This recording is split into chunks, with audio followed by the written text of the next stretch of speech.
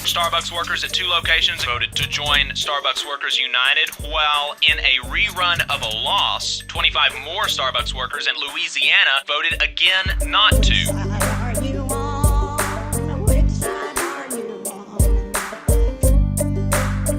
Last Week in Southern Labor. That's a segment that we do every week, mostly, where we tell you what happened in the labor movement in the South. We pull the information from Jonah Furman's newsletter, Who Gets the Bird, which compiles all this information for the entire United States. So if you want to see what's going on outside of the South, then subscribe to that newsletter. You can do that at whogetsthebird.substack.com. Before we jump into that, I wanted to mention that for Jacobin, Jonah actually wrote about the latest Bureau of Labor Statistics report on union membership in the United States in the last year. The big picture, the 20-year view of where we're at, so definitely check that out. Jonah's review in Jacobin, as well as friend of the show Connor Lewis's review in These Times, are both, I think, very crucial in understanding where we're at and where to go from here. With that, let's jump into new organizing for the week of January 15th to January 22nd.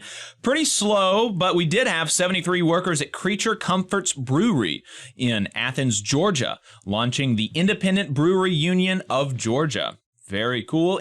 We had several wins and losses, though. In a mixed result, SEIU Texas won one and lost one election among 2 units of workers at Tenet's Hospitals of Providence.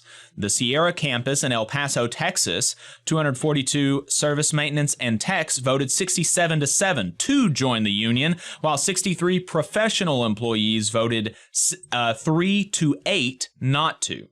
77 workers who make polymerization chemicals for Neuron in La Porte, Texas, voted 40-36 to unionize with the United Steelworkers. 19 dancers at the Memphis Ballet have voted to join AGMA, though the NLRB site hasn't updated with a count. 14 bus drivers for DS Bus Lines in Amarillo, Texas, voted 8-4 to join Teamsters Local 577. 13 subcontracted Border Patrol mechanics in Harlingen, Texas, voted 8-0 to join Machinists Local 2949. 9 subcontracted workers at a DC wastewater treatment plant voted 3-6 against joining Operating Engineers Local 99. 34 Starbucks workers at 2 locations, including in Flower Mound, Texas, voted 24-8 to join Starbucks Workers United, while in a rerun of a loss, 25 more Starbucks workers in Lafayette, Louisiana, voted again not to, 10-10. Teachers in Prince William County, Virginia, are voting on formal unionization, having won a local collective bargaining ordinance. In strike and bargaining updates, the UMWA strike at Warrior Met in Brookwood, Alabama, far and away remains the longest-running active strike in the country, which has now entered its 3rd calendar year and is coming up on 2 full years. Around 100 maintenance workers with the Machinists Local 56 are on strike at Mueller Company in Chattanooga, Tennessee, which produces water valves. Sounds like this is primarily a fight over working hours, specifically about the company attempting to limit overtime. It's also the union's first strike at the plant since 1976. Jeff Shirk at In These Times looked at how rail workers are keeping up the fight for sick leave after being shut down by the U.S. Congress and President Joe Biden.